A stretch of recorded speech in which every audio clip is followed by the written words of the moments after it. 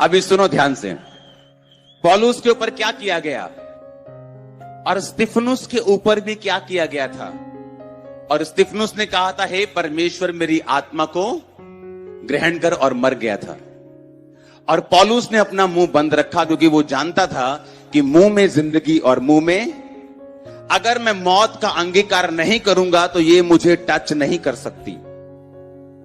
और इसलिए वो चुप रहा जब पत्थरवा किया गया। और पत्थरवा इतने ग्रेट लेवल का किया गया कि उन्हें लगा कि ये मर चुका है। उसका सिर फट गया होगा, उसका पेट फट गया, सिर फट गया, सब कुछ। लोगों को लगा कि ये हिला के देखा होगा, मर गया, डेड हो गया, उसको छोड़ के चले गए। चलो भाई मर गया, चलो अगला टारगेट ढूंढते हैं। और बाइबल कहती जैसे ही चेले उसके आसपास खड़े हुए, पौलुस खड़ा हो गया। इसलिए कहा जाता है संगति में फायर है, संगति में ताकत है। पौलुस अकेला जितना मर्जी सामर्थी था, पर संगति में जब वो खड़ा, संगति के अधीन आया, परमेश्वर ने उसके जीवन में काम किया। इसलिए इंपॉर्टेंट है संडे चर्च आना, थर्सडे चर्च आना और संगति का हिस्सा बनना। ऑनलाइन उन लोगों के लिए है जो आ नहीं सकते, जिनको मजबूरी है, अलास्का में बैठे हैं, साइबेरिया में बैठे हैं, चर्च ही नहीं आसपास 500 किलोमीटर, ये उन लोगों के लिए ऑनलाइन है। ये कुर्ला किंगरा में बैठे लोगों के लिए नहीं है। ये इधर नकोदर में बैठे लोगों के लिए नहीं है कि घर आलस की तरह बैठे हैं। और फिर हम ये सोचते हैं कि मुझे वही रिजल्ट चाहिए जो चेलों की लाइफ में था। पर क्या तुम वही कर रहे हो जो चेले करते थे?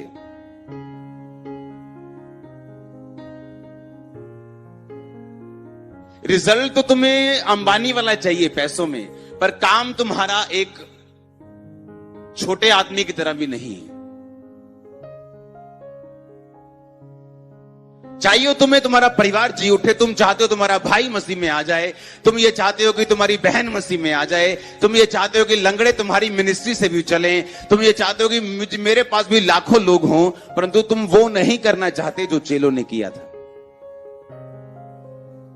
जैसे जैसे शरीर और तुम्हारे शरीर की इच्छाएं और इसकी प्रायोरिटी चेंज होती रहेगी, वो इच्छा जो टीवी देखने की, प्रार्थना करने की हो जाएगी, जब वो इच्छा जो खाने पीने की है, फास्टिंग करने की हो जाएगी, वो इच्छा जो मारने की और जेलसी करने की है, माफ करने की हो जाएगी, तो वो रिजल्ट भी तुम्हारी लाइफ में आ जाएगा जो चेलों की जिंदगी में था। एक बात को कान खोल के हम सब लोग ध्यान से सुने, मैं भी और आप भी, कि इस धरती पर अपने आप कुछ भी नहीं होता।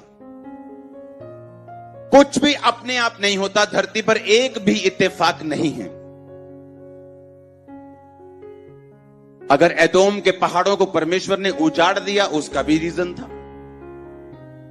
अगर आज भी इजराइल में एक पहाड़ के ऊपर कोई फसल नहीं होती, बल्कि दूसरा हिस्सा और उसका सारा उज्जवल है और फल देता है और फसल देता है, उसका भी कारण है, क्योंकि वहां शाऊल मारा गया था और दाऊद ने उसको श्राप दिया था, हे गिलबो के पहाड़ों तुम पर कभी ओस ना पड़े और तुम कभी हरे ना हो। और आज भी वो सूखे हुए हैं, सामने हरा है और इधर सूखा है, सेम मिट्टी में। बाइबल का एक एक कण सच है, लाइन नहीं, कण, बिंदु, कॉमा। हालेलुया।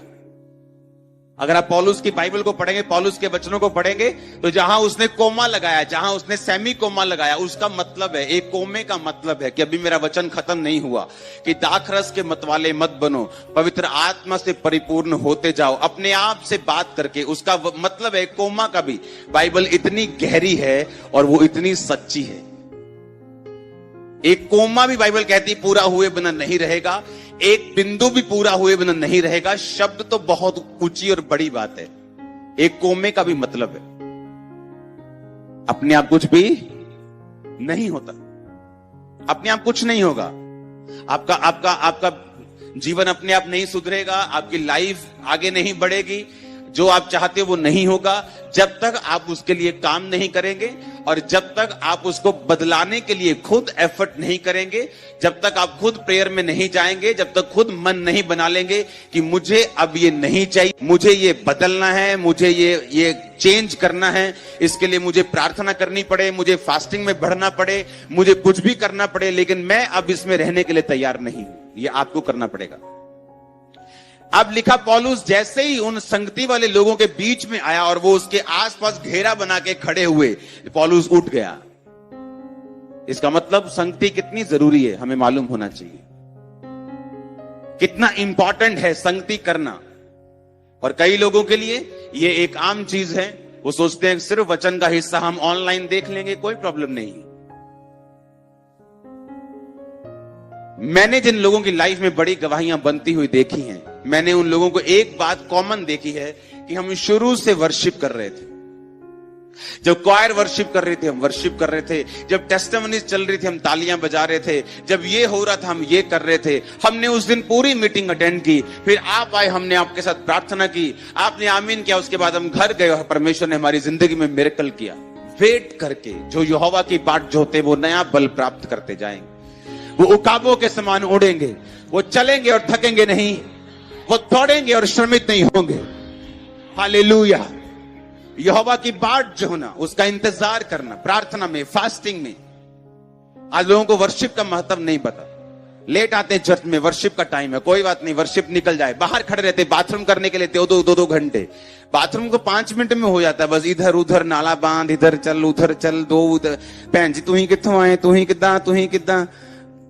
तो ये डॉक्यूमेंट्री थोड़ी लिखनी है उन्होंने, जो काम करने आए वो करो। तो तुम घर से निकले भी हो, किराया भी उतना ही लगा है तुम्हारा, सूट भी उतना ही टाइम लगा पाने वास्ते, मेकअप नु भी उतना ही टाइम लगा, आधा घंटा पहला निकल जाओ। मैं सही कह रहा हूं कि नहीं? अगर सब कुछ कर ही दिया, अगर पैसा भी खर्चा आने का, टाइम भी निकाला है, सारा दिन दूसरे काम छोड़े भी हैं, तो क्यों नहीं मैं टाइम पर आके पूरी मीटिंग, पूरा मसा लेके जाऊं? क्यों ना ऐसा करूं मैं? मतलब ये बात होगी कि लोग बफे में जाते हैं ना, जो जहां सब खाना ऐसे मिलता है कि 400 रुपए में, 175 में, जितना मर्जी खाओ। वो तो ये बात है कि बफे लेके इतने से चावल ले, बोले नहीं डाइटिंग कर रहा हूं। तो क्या लेने की जरूरत थी? इतने से चावल वैसे ही 30 रुपए में मंगा के खा जाता तू। फिर इतना 400 रुपए खर्चा करने की क्या जरूरत है? अगर थोड़ा ही खाना था तो फिर क्या जरूरत है? वही जिनको मतलब मालूम है, जिनको पता है कि मुझे वर्शिप अटेंड करनी, मुझे टेस्टिमनीज ध्यान से सुननी। हर टेस्टिमनी आपके लिए नहीं होती, मुझे मालूम है, पर हर टेस्टिमनी आपके लिए होती है, मुझे यह भी मालूम है। आपको लगता है कि ये टेस्टिमनी नहीं, मुझे हीलिंग नहीं चाहिए, ये टेस्टिमनी मेरे लिए नहीं, मुझे फाइनेंस की टेस्टिमनी, जो फाइनेंस का टेस्टिमनी लेके बैठा उसे पता है, मुझे फाइनेंस वाली, मेरे पास बहुत पैसा है, मुझे हीलिंग वाली सुनाओ ताकि मेरा फेथ बढ़े, मुझे हीलिंग चाहिए। पर आपको ये नहीं मालूम कल क्या होगा, आपको ये नहीं मालूम जो टेस्टिमनी आपने आज सुनी है वो कहां आपके काम आएगी, या आपके किसी दोस्त के काम आने वाली है, या कौन सी टेस्टिमनी। याद करो, पवित्र आत्मा आपको वही चीजें याद करवाता है जो आपने ध्यान से सुनी या पढ़ी है।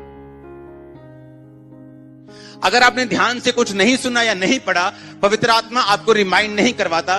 क्योंकि जब आप पूरा ध्यान देते हैं, जब मुझे पता है कि मैं क्या पढ़ के आया हूं, मुझे क्या देना है, जब मुझे मालूम है, पवित्र आत्मा मुझे रिमाइंड, मैंने कान में कोई स्पीकर नहीं लगाया हुआ या मैं पढ़ता नहीं हूं, पवित्र आत्मा मुझे बताता है अपनी ओर से भी, और जो मैं तैयार करके आया हूं वो भी। अपनी ओर से हम 25% करते हैं, बाकी 75% पवित्र आत्मा करते हैं। हम ना तो पूरा पवित्र आत्मा में छोड़ते कि तू ही बताएगा, वो भी फेल है, ना तो हम पूरी तैयारी करके आते कि वो भी फेल है। आपको बैलेंस बनाना पड़ता है लाइफ में। आप मेरी बात समझ रहे कि नहीं? अब आपको ये बात समझनी है कि अगर वर्शिप हो रही है तो उसका एक महत्व है आपकी लाइफ में, उसे अटेंड करो, वर्शिप को खाओ, उसको अंदर पचाओ, उसको करो वर्शिप को, क्योंकि वो आपको तैयार करेगी। एंड में जब टेस्टिमनीज आप सुनते रहेंगे, आपके मन में एक पैठ बन जाएगी, आपका विश्वास 7वें आसमान पे होगा। आप जब काम करना चाहेंगे, आप जो स्पिरिचुअली कुछ करना चाहेंगे, अपनी लाइफ के ट्रबल से बाहर आना चाहेंगे, तो वही टेस्टिमनीज, वही वर्शिप, वही वचन आपकी हेल्प करेगा। आज आप निकल के जाने वाले हो, बाहर आके न जाने वाले हो। आमीन। ऊंचाई आशीष आपकी चर्च। 2 चीजें अगर आपकी लाइफ में हो, पहली गवाही देना, दूसरा मन्नत मांगना, तुम कभी पीछे नहीं रहोगे। आज लोगों को मालूम नहीं मन्नत मांगने की कितनी पावर है बाइबल में। एक वाव यानी VOW, एक मन्नत कितनी काम कर सकती, कितनी वो पावरफुल है, आपको मालूम नहीं। आपको मैं बता सकता हूं 1% भी आपको मालूम नहीं। वाओ कितनी पावरफुल है, मन्नत मांगना कितना पावरफुल है आपको मालूम नहीं। अगर हमें कुछ नहीं मिला उसका कसूर परमेश्वर नहीं, हमने काम नहीं किया।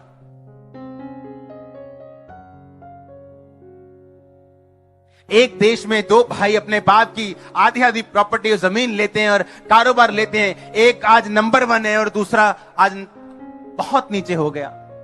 कारण कंपनीज नहीं, कारण मैनेजमेंट है, कारण उसको मैनेज करना है, कारण इंसान है, कारण परिस्थितियां नहीं।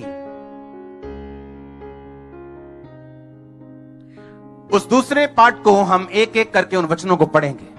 परमेश्वर को धन्यवाद का बलिदान चढ़ा और परम प्रधान के लिए अपनी मन्नतें पूरी कर। संकट के दिन मुझे पुकार, मैं तुझे छुड़ाऊंगा और तू मेरी महिमा करने पाएगा। फिर से पढ़ेंगे इसको। परम प्रधान के लिए अपनी क्या कर, क्या पूरा कर, क्या पूरा कर।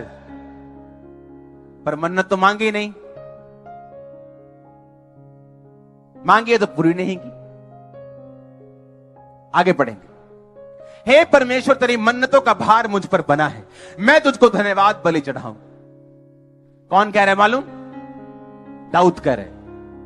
अब मालूम हुआ दाऊद इतना पावरफुल क्यों था, वो कभी क्यों नहीं हारा, कभी अपने विरोधियों के नीचे नहीं लगा। मन्नत। उसको मालूम था मन्नत कैसे मांगनी।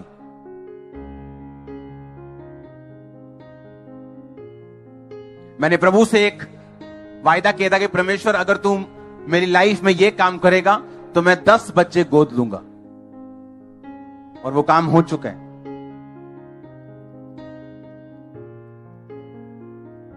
और बच्चे अभी आ जाएंगे क्योंकि घर बन रहे हैं।